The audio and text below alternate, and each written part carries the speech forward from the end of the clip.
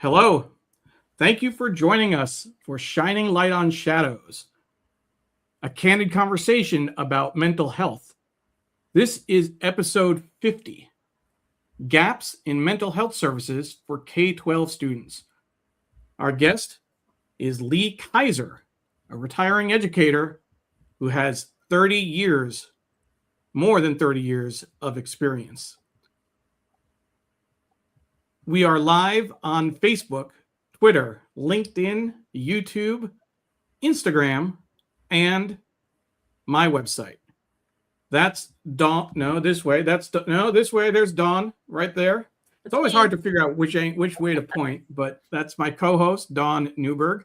My name is Neil Parekh, and we have been hosting this show for a little more than 2 years now. And my God, episode 50. Crazy. Absolutely. We started the show to lower the stigma around mental health, to just have a conversation with friends on social media, to interview people with lived experience who've dealt with their own issues. We've had therapists on, we've had advocates, mindfulness coaches, anything kind of that touches mental health. We want to discuss it and share it with folks. And I'll say the best part of the show is having people watch and comment. A quick shout out to everyone watching on replay. Thank you so much for joining us. If 7 p.m. Eastern, 6 p.m. Central is not your favorite time of the day or week, we're glad you were able to come back and join us on the show. Dawn, when we started this show, did you have any idea that we'd get this far, keep going for 2.5 years? No, I remember being really nervous about how are we going to get enough guests to want to come on our show and share their experiences with us. And I found out really, really quickly that this is a platform and an avenue that people are really begging to share and to learn more about, and to feel like a community, and to have a space to be able to really share common mental health issues and feelings and thoughts. It's been really incredible. I know for me personally, it's been incredibly meaningful, a very supportive community. And, we've had a chance to talk about some issues that have been important to us personally. And I know that, being able to talk about it out loud, to interview people, to talk about things. For example, I was diagnosed with ADHD as an adult. Those have been some great conversations. We've had conversations around sexual assault. Dawn and I are both survivors, so that comes up quite a bit. But we also did two of my favorite shows, Dawn, were around menopause and mental health back in December. They were my favorite shows too. So I'm just really glad that we've been able to do this. Yeah, it's been great. We have, I wanted to say hi to a couple of folks watching. I know that I saw a comment from Rahadian. Good evening, saying good evening from Bayshore, Long Island. Thank you so much for watching. And he's tagging someone to encourage them to catch the replay. So thank you for doing that. We also have Kate watching from Milwaukee. Dawn, where is Kate? She is right below me, downstairs. We live in the same duplex. She's my landlord, and also a very, very good friend of mine. And I'm reaching over here because we also have Stephen Kaplan watching on Instagram. He says, hi guys, he's not home, so watching on IG on the run. Congrats on 50. Very special shows. Stephen Kaplan was a former guest on our show as well. So thank you, Stefan. Really appreciate that. This week's show, and Dawn, I think almost all of our shows are special, and we definitely will cover a lot of great topics. Next week, not next week, but actually, no, it is next week. We don't have shows so close together, but we have a special time for our next show, Tuesday, June 23rd. Ava Green will be our guest. She's a foster mom and advocate, and she'll talk about the mental health toll of navigating the foster care system.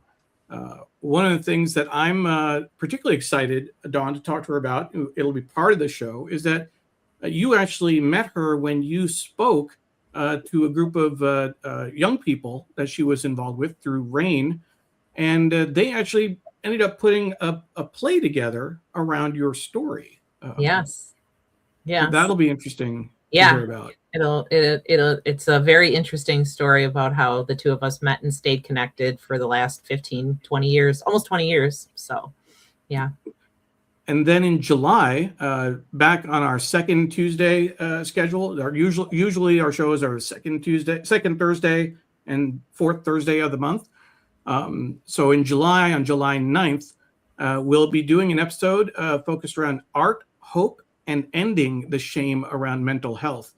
And this is going to be another special episode for me, at least, because Vasu Tolia, Dr. Vasu Tolia, is actually one of my aunts. She's one of my mom's cousin's wife, and I've known her since I was little. But she's going to be a guest on our show. Dawn, she was a physician. She retired and then started painting, and then started seeing the therapeutic value of art. And it's just been incredible to kind of see what she's done with that. So I'm looking forward to that conversation as well. Yeah, I'm excited for that conversation as well, because I don't think I would have made it through my life without some forms of art in my life. So I'm happy and excited about that. I have some forms of art in my life. I can do stick figures, but that's really... There are many different kinds of art. You don't have to draw or paint or use that form of art. True. There's music, there's theater, there's all kinds of different ways to express yourself that can be very therapeutic. I did do music and theater in high school, so there's that. And Chitachi says happy Thursday, and Rahadian says happy 50 shows. Now, for this week's show, again, our guest is Lee Kaiser, and he is going to be talking about gaps in mental health services for K-12 students. But I will share, just on a personal note, Lee went to the same high school that I went to in Hastings-on-Hudson, New York. And he was a few years ahead of me. I knew him at the time, and he didn't actually know me, because I was, I think, 8th grade when he was a senior. But he was a goalie on our soccer team, on our varsity soccer team, and I was a goalie on the JV team. So I looked up to him, and we reconnected in Northern Virginia recently, and just hit it off. It was just great to connect with him. And he's spent 30 years, Dawn, as a counselor in mostly Fairfax County schools, where I live. And he's going to talk about the gaps that he sees in mental health services for K through 12 students. And that's something that we all can relate to and have an interest in. You've had students that have are a little older now. I have a daughter who's in 7th grade. So this is going to be I guess she's a rising 8th grader. Yeah. Wednesday was the last day of school, so now rising. She is now an 8th grader. Got to change. Yeah, it's kind of like saying she will let you know. She's 13, not 12. So that I'll have to update my your brain thinking brain on that. Absolutely. So let's go ahead and bring on our guest, Lee Kaiser. Lee, thank you for joining us. Hello, Neil. Hello, Dawn. I've been excited to join. I've been sitting on pins and needles, waiting. Wondering, when are we going to bring you on? When are we going to bring him on? Yeah, it was going to hurt. But no, this is great. And it's great to connect with you. And what we would do to go back to those days of playing soccer in Hastings, that'd be awesome. That would be pre-hip replacements. That'd be great. Well, and apparently, I mean, this is going to get into I promise not to get too into the weeds around Hastings stuff, but apparently the Burke Estate is not accessible anymore in terms of the fencing they've put out. My class of 91, is actually the only that I know of, at least up to the time, was the only class to graduate at the Burke Estate. We Reynolds Field was being renovated, so we graduated up on the Burke, and yeah, fun times. Yeah, it's sad, and people probably don't know the history of the Burke Estate, named after Billy Burke, the Good Witch from The Wizard of Oz. Yeah, history there, and had wild animals living in Hastings. But times change. They have some great facilities up there, but we'll see what happens. Things change. Absolutely. Let's say hi to a couple of folks before we ask you to share your thoughts on mental health services for K-12 students. Patricia Freudenberg is saying grace and greetings from New York. Patricia, thank you so much for joining us. And then we have Ann Flanagan saying good evening. She's a former counselor in the Fairfax County Public Schools with a Mr. Lee Kaiser. You worked with Ann. Which school did you work in with her? We did not work together. We worked in the same district, in the same schools at two different elementary schools. And she's actually my better half in life. So, I didn't have her here. Make the connection. Ann, thank you so much for joining. Appreciate it. Thank you for loaning us. So she back in a different room somewhere? She's off site, another location. Got it. Well, go ahead. So Lee, let's dig into the conversation. You worked in mostly Fairfax County schools, also in Manassas, for more than 30 years. You retired just a week ago? Would have been your last Friday was my last day. Friday? Yeah. What if you were to describe succinctly the state of mental health services for K-12 students, how would you describe it? Well, and I think if you allow me to back up a little bit, just to kind of connect with the audience, when I was younger, I faced my own trauma. Yes, please. 8 years old. My family was in a car accident, took the lives of my father and my 12-year-old sister. I was 8 at the time, and also left my mother with physical and emotional lifelong issues. Fortunately, I walked away with a very small scar. But it certainly impacted the rest of my life, without a doubt. It was a tragic event. I think as a result, I'm very sensitive and empathetic to those, who suffer. And without really being cognizant of it, I acted out in various negative ways. I did not receive the counseling that I should have received. I was not given the opportunity to have that closure to go to my father and sister's burial. So there were things I carried with me that I didn't even realize I was carrying with me throughout my life. And I was fortunate to have a great surrounding in my hometown. Even more fortunate to go to an overnight summer camp in Massachusetts called Camp Avoda. Started there when I was about 10 years old. I spent subsequently the next 15 years there. And that really provided me with a nurturing environment, surrounded by other guys who could kind of steer me the right way and hold me accountable for my actions and words. So I do think it's very important that, it does take a village to raise a child, and surrounding oneself with the right people and providing those right supports.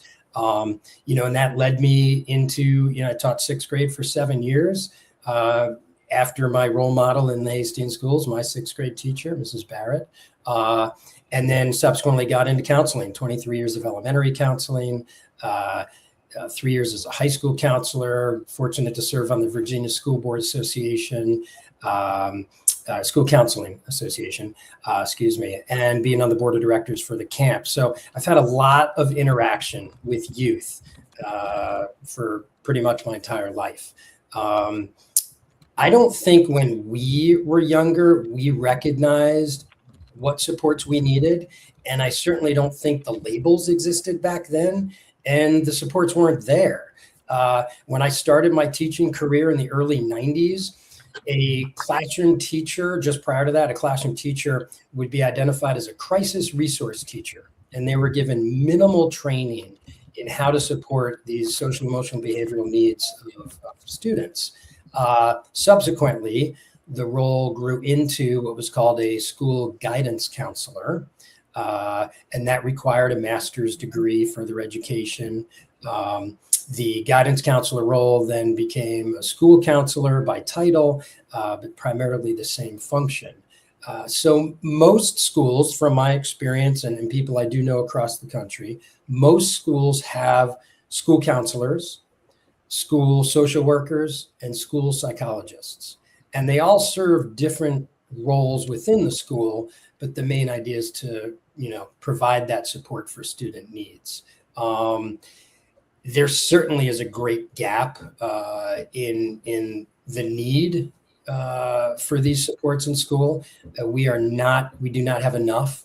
I think that nationally, it's about a 372-to-1 ratio. The Virginia School or ASCA, the American School Counselor Association, recommends 250-to-1, but nationally it's about 372, and that's actually a little bit of false numbering because the high schools tend to get better ratios than the elementary and middle school. So schools have resources, and there are public and private resources as well that we can go deeper into. I want to take a step back, and for some of the folks who may have joined us late, just to say hi. Serena is watching from Milwaukee, Wisconsin. She was a former guest on the show, a good friend of Dawn's. I saw Dawn's face light up when she saw her, so that's always fun. And Toya Glenn is watching, and she actually echoed what you said. It takes a village, indeed, to take care of our kids. You talked about we'll take a step back before we get into the K-12 services, mental health services. For your own story, I didn't realize I knew that your family had this horrific car accident. You lost your father and your sister. I didn't realize you and your mom were in the car at the same time. I didn't know you were also, you both were injured as well. Yeah. Again, mine was very minimal, a scratch. Certainly Sure. the emotional scars still exist today. The trauma, sure. Yeah, for sure. And important to recognize that and be aware of it. And my mother, there's a lot of loss of a child, which we can all relate to how devastating that could be. It's incredible. The loss of a child. I certainly, again, not from personal experience, but I know from my wife's family, they lost a baby to SIDS when he was just a few months old. So I know what that can do. But you went from, before you kind of fill out the story, from after the accident, you said that you didn't go to the funeral. It was decided for me. My mother was in a hospital in another state getting the care she needed. And one of my grandmothers, and there was no of course, intent. Her thought was that it wouldn't be appropriate or beneficial or necessary for me to be at that burial, the whole funeral. And I don't know if it would have changed things, but I do feel as though it would have been good to have some closure. In fact, I got to be honest, this happened when I was 8 years old. It wasn't until I was probably in my 40s that I came to realize that my father and sister were buried in New York. I thought they were buried in Rhode Island where the accident happened. Wow. So, I walk upon their headstones and a lot of emotions came out. There were years of emotion that just was never processed, and that's where I think it's been so helpful for me to bring my experience to my job in connecting with youth. I empathize with them. I sympathize with them. I can relate. And at the same time, kind of guide them and hold them accountable. I very frequently say that society will take care of victims for about 15 minutes. And then it's up to you. You got to move forward and you make a choice. Do you stay as that victim, or do you move forward and overcome the obstacles and create the life you want to create? And, I don't know how. I wish there was a magic formula. I'd put it into a book, but I just made a very conscious choice. I'm going to get through whatever is put in front of me, and I'm going to see the positive in every situation. So fill out that story from us from after the accident to, your early childhood and then going into counseling. How did those early experiences, how did your, kind of uh, early childhood, teenage years inform your work as a counselor? Yeah. Again, I wish there was this kind of camera following me around like the Truman Show, kind of documenting what happened. I made a lot of mistakes. I made a lot of bad choices. There were the right people at the right time who recognized me and held me accountable, and at the same time helped me see things in myself that I didn't see were there. And I say a lot of times that growth happens when you get outside your comfort zone, you're put in these situations, you're successful in these situations, and you gain self-confidence from that. This summer camp that I went to, and anytime that children are experiencing social issues, emotional, behavioral, I always encourage parents, caregivers, guardians, put your children in these social situations. That's the best place to learn them. And this summer camp did that for me. It replaced the need for male role models in my life and helped me make decisions. So I made poor decisions. There were consequences as a result. People gave me the opportunity to grow and identify the positive character traits that I have within me, and I started to develop more. So it was freshman year of college. I thought I was going into business. I had a lot of fun in my freshman year, and apparently you had a certain minimum GPA to get into the business school. But it was fortuitous because there was an English teacher that had us write a paper about where were you happiest in your life. And it was very easy for me to write about this camp experience that I had. So after writing that and really reflecting on, I've been working with kids since I was a teenager, becoming a counselor at this camp, that's my happy place is working with children, not truly identifying what prompted it because of what I went through as a kid and what I needed, but somewhere subconsciously I said, I've got to work with kids. So that led me into, the field of education. And once in the field of education, loving my time as a classroom teacher and developing those relationships. And I will tell you, having a little retirement reunion celebration this weekend. And I know for a fact I have students and their families and their children coming to this celebration from 33 years ago. Because I've told every student, player, any young person I've worked with, I can be that coach, counselor, teacher for you for 10 months, or I will be there for life. And I absolutely live that and mean it.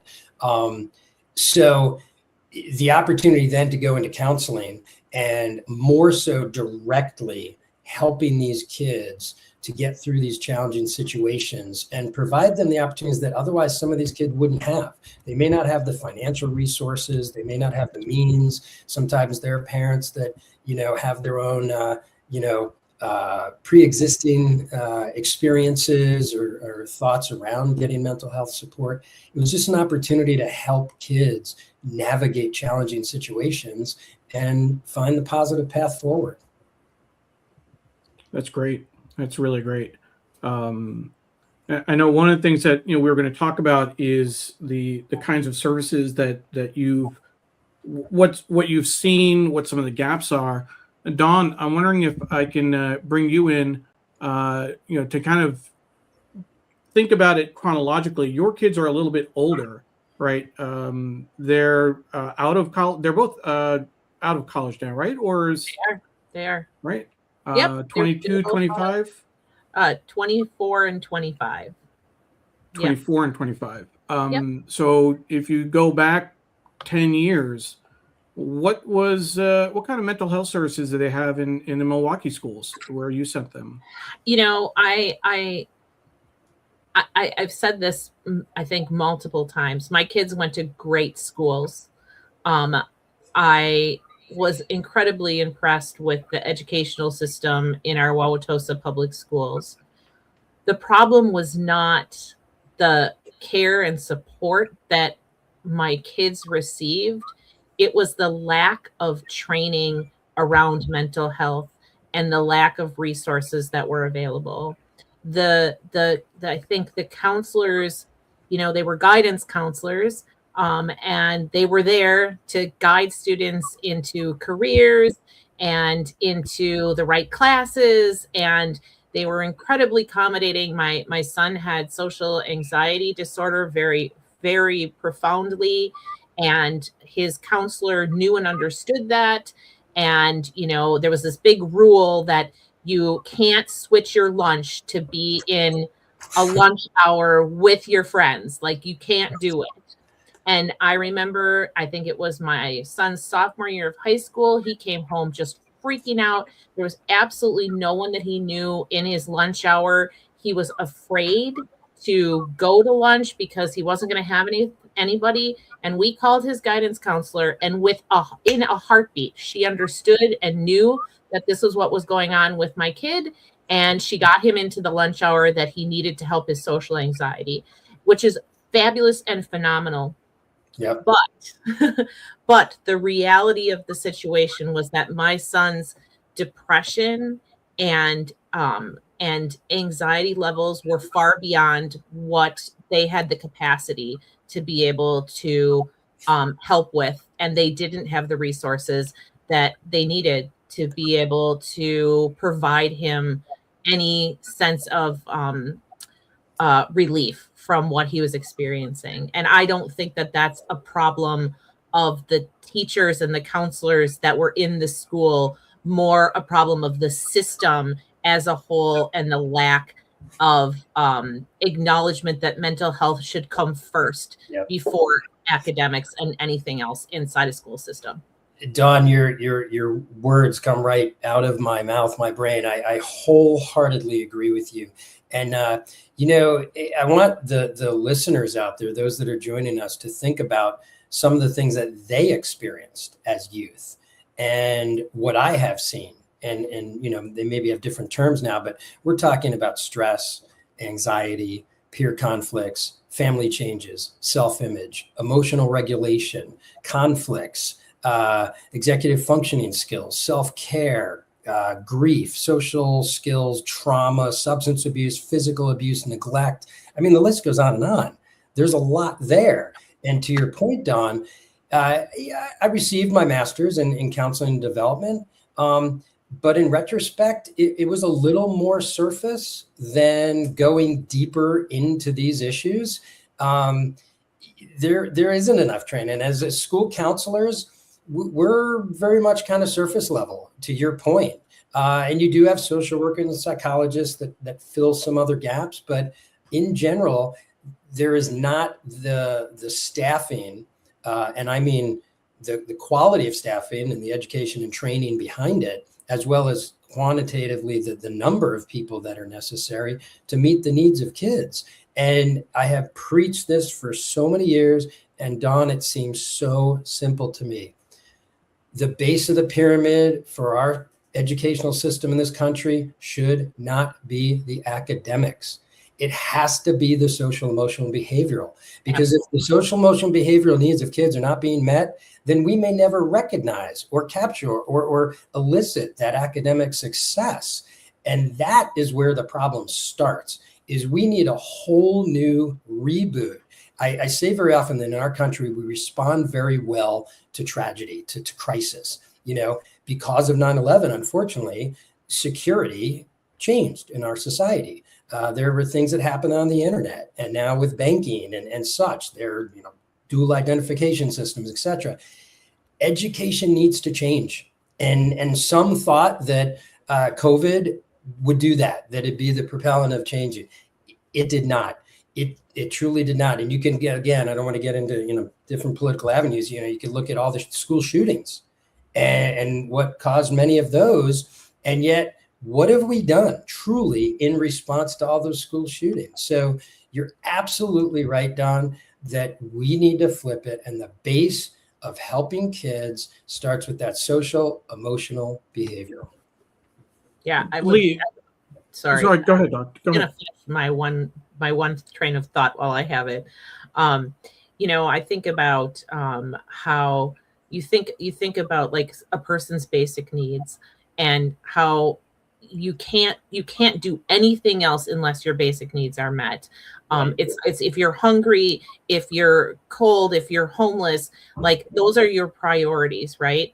And I feel the same way with mental health. If you have a kid sitting in school who's faced a tremendous amount of trauma, that is all that they are thinking about the minute that they sit down in that seat. And sometimes they're just thinking, this is where I'm safe for the next 6 hours of my life.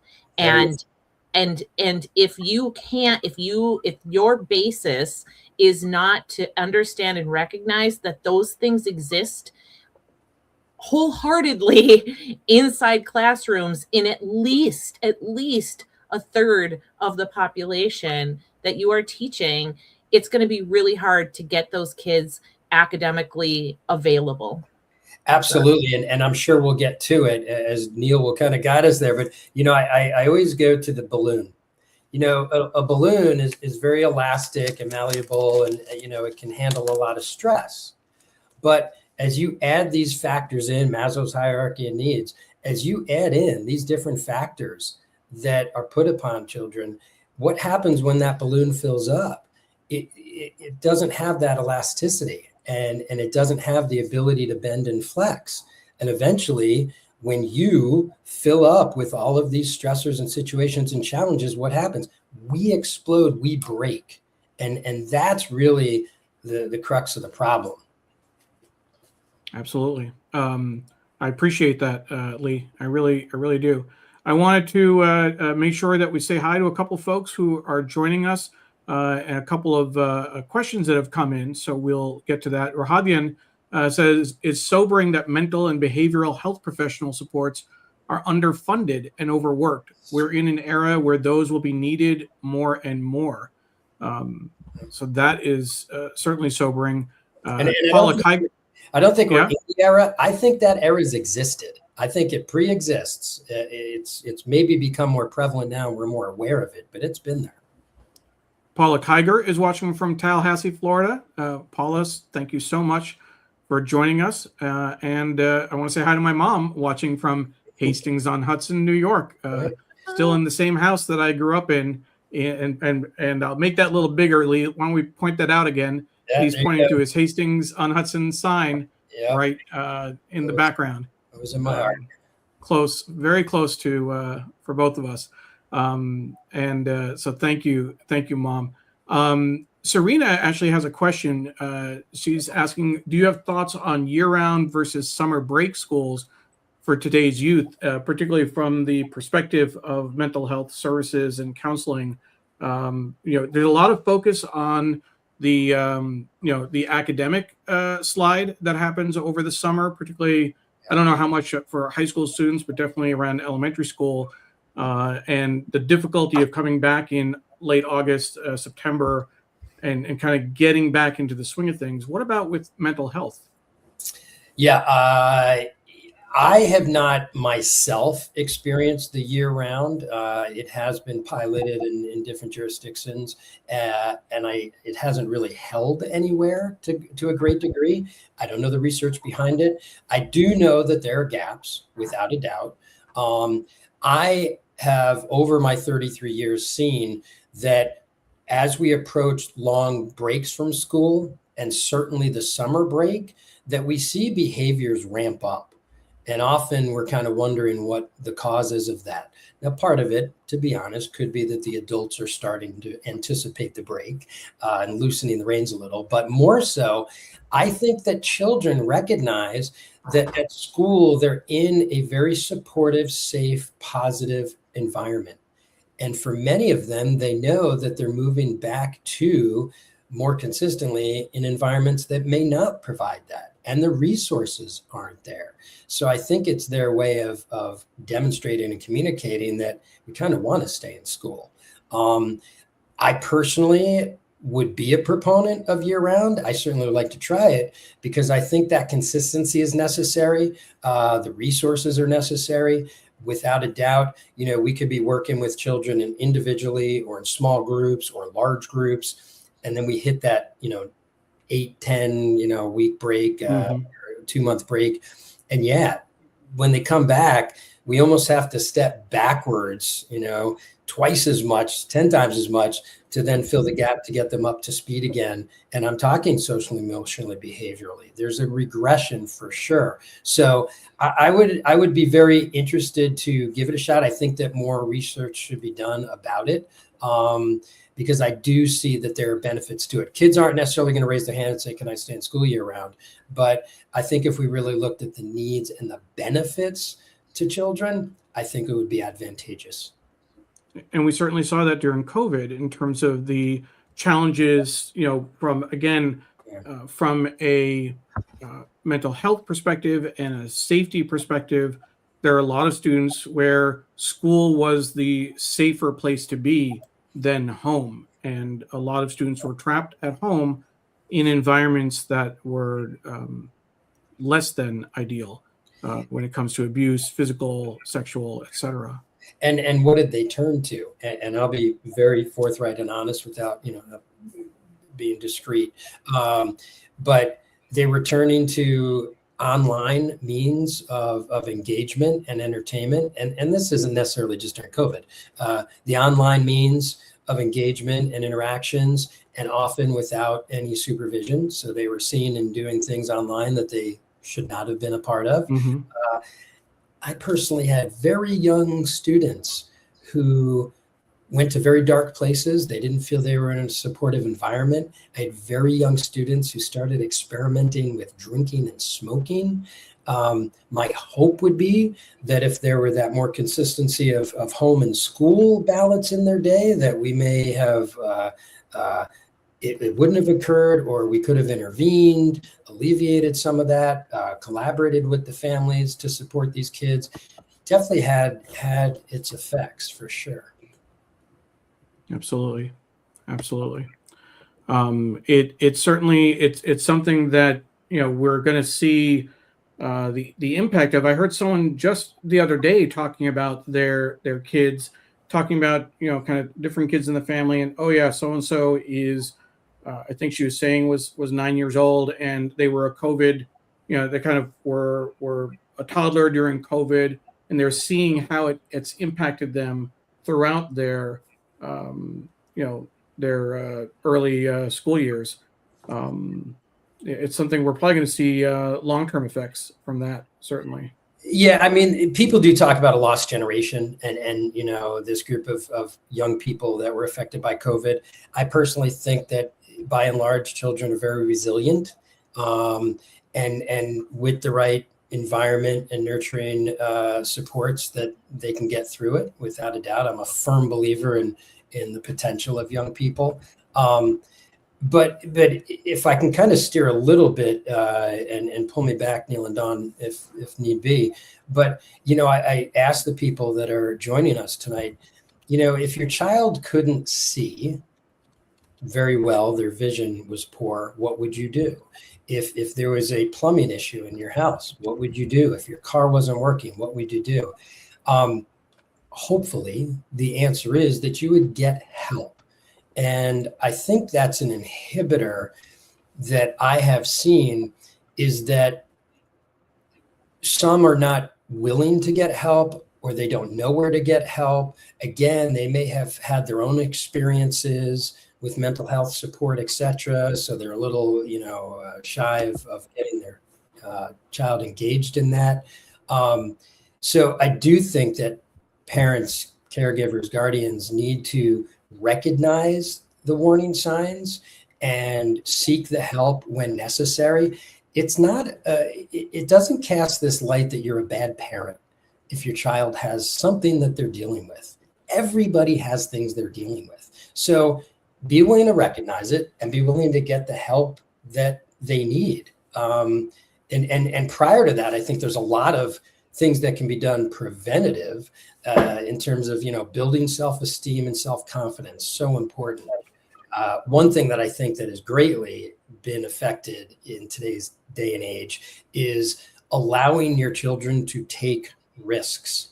Many times you've got kids out there on the front lawn and there's no supervision, and, people are calling Child Protective Services. Yeah, it's important to allow kids to take risks and learn how to navigate them and learn from the challenging situations and fail.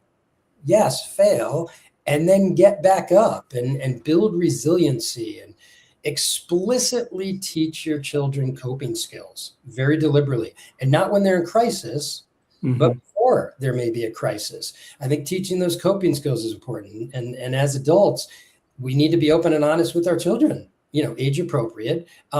Share your experiences, share your struggles, and share your failures as a result of those struggles and the positive things that came out of your experiences.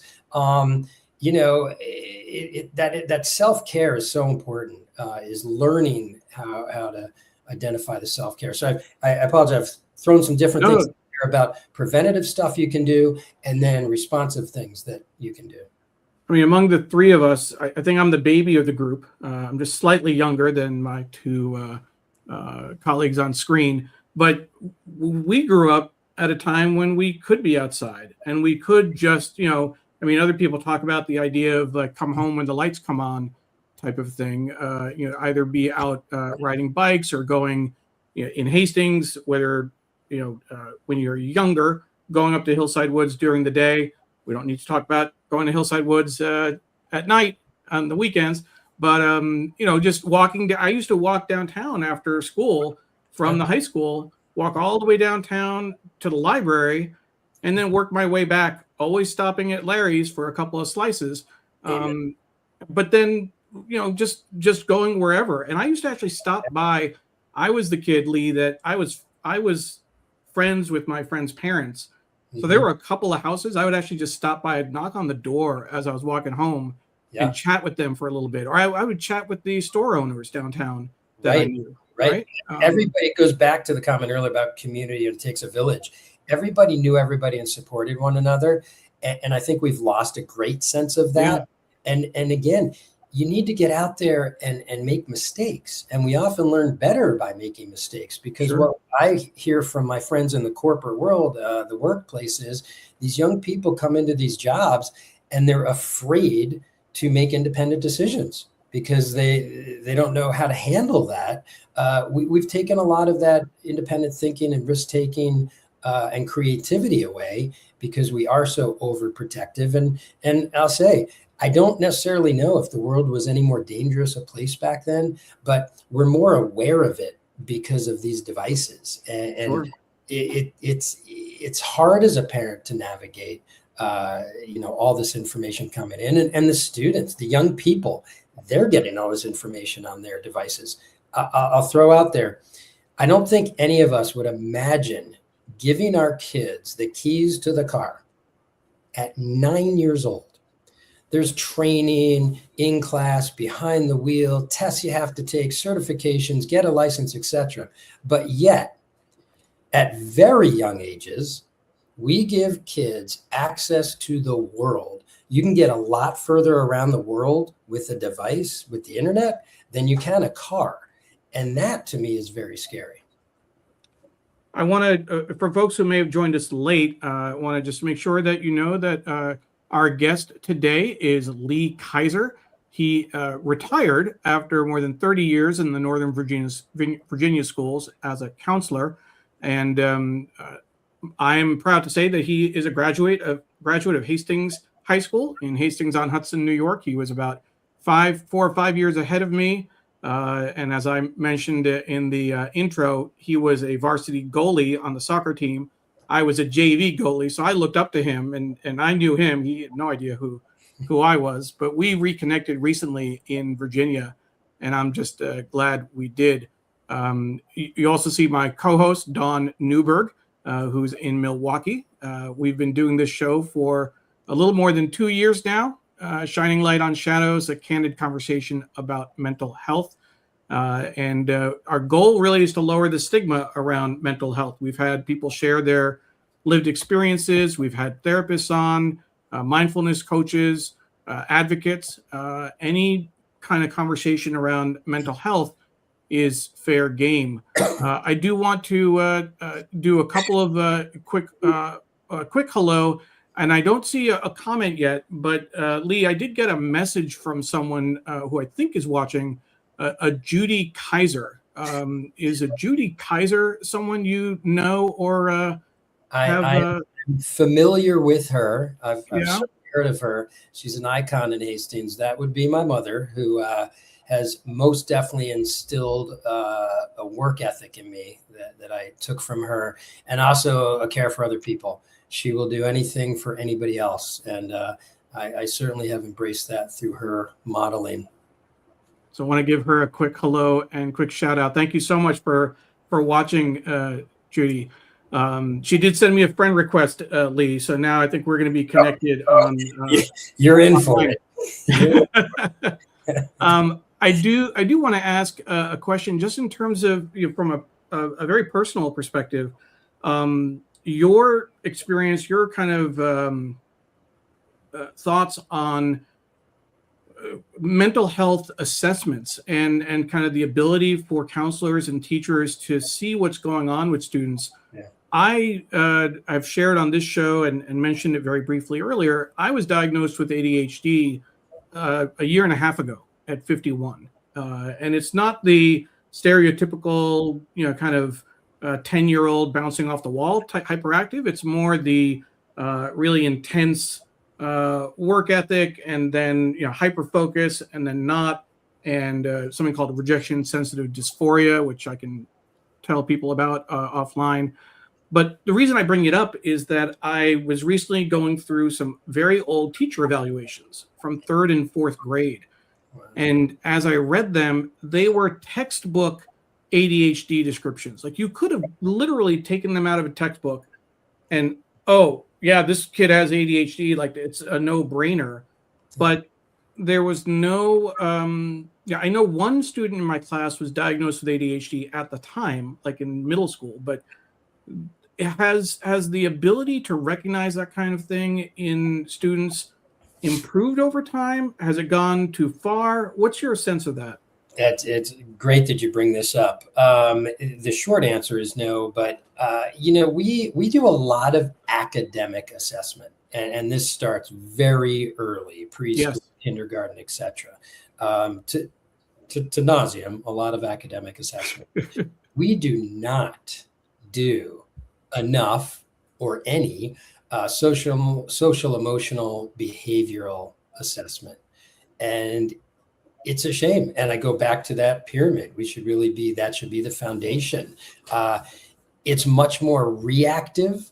If you do have children in a class, or they're your own children, there is a process in public schools. It's national, where you can ask that your child be evaluated. It's not just for what we may think of as special education for academic needs and learning disabilities, but it can also be for other health impairments, etc. And if it's not this individualized education program for special education, then it can also be what's come under, it's called a 504 plan, which provides accommodations for students that have some of these social, emotional, behavioral needs.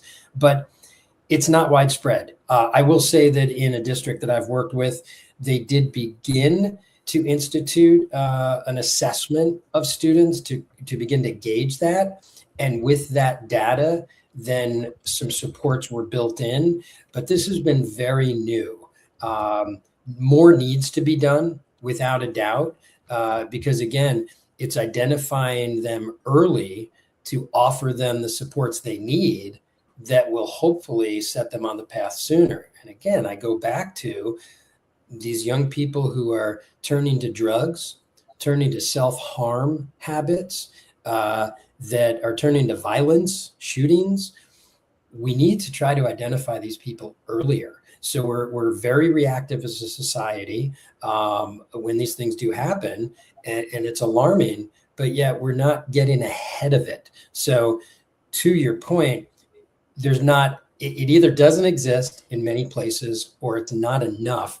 And there's not a systemic approach to how do we do the assessment, and then in turn, how do we provide the resources that they need, and do we have enough resources for them?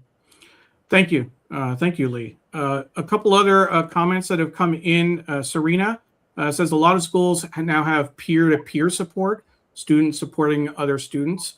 And we actually heard a lot about that last fall. We had a senior from Lake Braddock Secondary School, Paige Goebel, talking about her own experience with mental health challenges in 9th and 10th grade.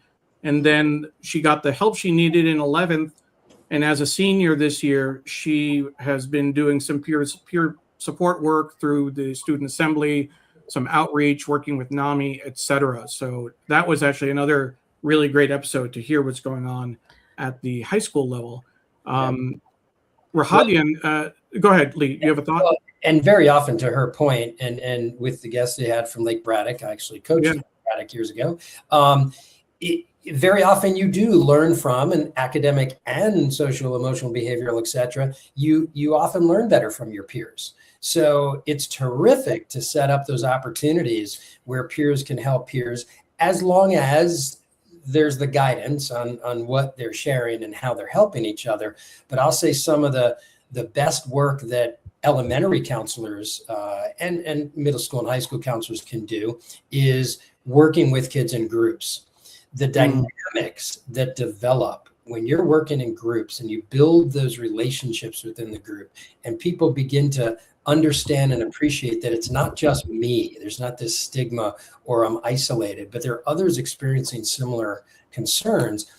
It's really fascinating that as you lead the group in the beginning, we then tend to move back a little bit because the group starts to take on this role of leader and helping each other out. So that peer support, again, can be very valuable. It just has to come under, some guidance. Yeah, and I want to make a comment about this because I in high school, I had an alcoholic father, and my high school's method of therapy was to throw all the kids into a classroom that had fathers or parents who were alcoholics, and to have conversations about that. And I was very, very close and remained very, very close to those individuals in that classroom, but there was absolutely no guidance. And we often said, like, what are we supposed to do with this information? Like, we're talking about it and we're venting and all of that, and that was all fine and good, but there was no support whatsoever. So I just have to echo that there has to be, peer support is great, but there has to be adult intervention that goes along with that. It can't just be peer support. Absolutely, because sometimes peers can influence peers in a very negative way. And I've had students that I've sent to some, mental health facilities, and they connected so much with some of these peers that it actually had a negative effect on them and took them down a whole nother path. So yes, there has to be that appropriate supervision. Before we get into some of the final comments we have, I just want to make a few quick announcements. Again, our next episode is going to be Tuesday, June 23rd. Usually we're the second and fourth Thursdays of the month. June has been a little bit different for us. So our next episode is going to be Tuesday, June 23rd. And our guest is going to be Ava Green. Episode 51, The Mental Health Toll of Navigating the Foster Care System. So hopefully you'll be able to join us for that. And then in July, back to the second Thursday, July 9th, our guest will be Dr. Vasu Tolia. Episode 52 will focus on art, hope, and ending the shame around mental health. She is a physician who retired and then took up painting and has done a lot of work around the therapeutic aspects and benefits of art. I do want to mention that the show, we get pro bono production support from Digimentors. It's a production, a social digital company that my good friend Sri Srinivasan started several years ago. I'm proud to be the vice president of events and communications with them. And we couldn't do the show without their support. And several people watching and amplifying the show come from our Digimentors family. So thank you for that support. The comments I wanted to share, Lee Rahadian said that he has seen a need for culturally congruent counselors for K-12 clients, though as an adult, I've also observed that culturally sensitive training for counselors has increased. So that's a good thing.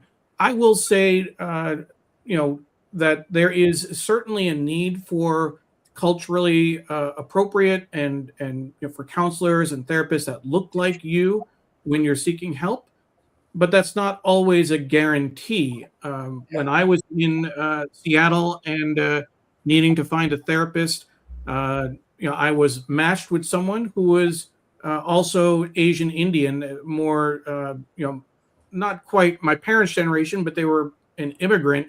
I was born here, and we didn't connect at all. It was actually I switched to a different therapist, an older Black man, Dr. Michael Cade, who was a guest on our show back in January, and we hit it off tremendously. And I'm still in touch with him. He was, like I said, a guest in February, and he left us with an incredible mantra that we share occasionally during the show. And I'm going to run that at the bottom. It's a great piece that he left us with. I just want to find, as much as I love you, I love me more. Loving me more doesn't mean I love you less. It only means I love me more.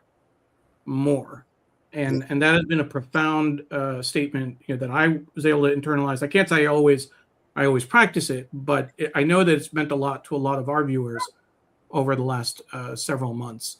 Rahadian also said that in the era of social media and where many interactions are mediated via phones and tablets, a necessary trait that needs to be taught is empathy. I'm not sure that empathy can be taught. It can be practiced and we can be modeled, and maybe that's what he's getting to. But I think I've certainly seen people who are not empathetic. I'm not sure how you get them to change that. I do want to say hello to my sister who's watching from Bellevue, Washington. Amy, thank you for joining us. I know it's earlier your time. And she says hi to Lee, Dawn, and Neil. Thank you for all of these valuable insights. Chitachi Egwu, who's also in Florida, says this was a fantastic show. So as we get ready to wrap things up, Lee, what can you tell us in terms of the trajectory for mental health services in schools? You've been doing this now for 33 years. You've kind of seen how it's evolved over time. Are we on the right track, or do we need some radical changes to get on the right track? Change is necessary, without a doubt. And one thing I will plug is every parent, guardian, caregiver needs to be the advocate for their child. And if you have to be that parent that when you call up school and they're like, uh-oh, Miss Flanagan's on the phone, we got to respond, be that parent. You have to be the relentless advocate for your child to get them the help. And there are a lot of obstacles out there. Many are cost prohibitive. Trying to find somebody who's available within a reasonable time period. A whole nother episode could be all the obstacles that occur. We do now have the opportunity of AI mental health support. I caution that. There's a lot of problems that have come up with that. And AI are not humans. And one of our people who's joined us mentioned, the empathy. AI doesn't demonstrate that. And we have to be very careful that that's a new tool, but it is not a proven tool, and it's definitely not always an effective tool. So we do need change. We need to flip the script. We need to put the social, emotional, behavioral at the forefront of the needs of our children and put that in place in schools and everywhere else that they're engaged in to make sure that we're both proactively teaching them the social, emotional, behavioral, independent wellness, executive functioning character traits that we can. And then we need to be ready to identify those needs and meet the needs. And we're at a shortage. There's a shortage of mental health professionals in the public and private sector. There's certainly a shortage within the schools. Many, as I said, are cost prohibitive. We have a huge gap that needs to be addressed. And I'm waiting for that change. as I was looking to transition in my career, I wanted to lobby. I wanted to try to bring about this change. And those in DC told me that I didn't have the legal background to go on that avenue. And then the people I knew down in Richmond, our state's capital, they said that I didn't have the political background. Well, I had 30 years of my feet on the ground doing the work that I would have hoped somebody would have wanted to listen to and be part of that effort to bring about the change that our country, our society needs and demands to ensure that we're meeting the needs of these children. Thank you, Lee. Folks, this was Lee Kaiser, retiring after 30 plus years in Northern Virginia schools, mostly in Fairfax County Public Schools, but I want to make sure that we also count Manassas for a short little bit. If you joined us late, you will be able to watch the whole show from the beginning on Facebook, on Twitter, on LinkedIn, on YouTube, and on my website.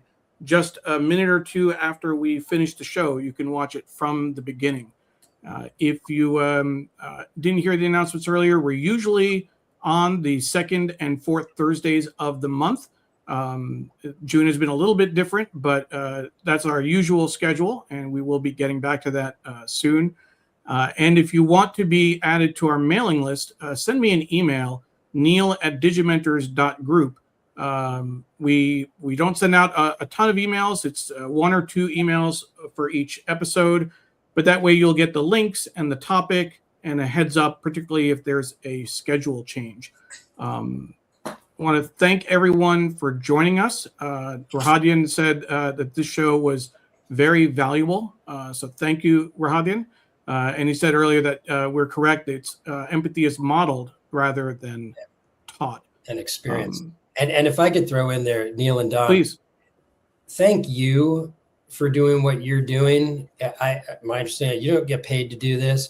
You're doing it because you're caring individuals. You recognize that we all have a need within our community and society to give back. It's our responsibility to do this.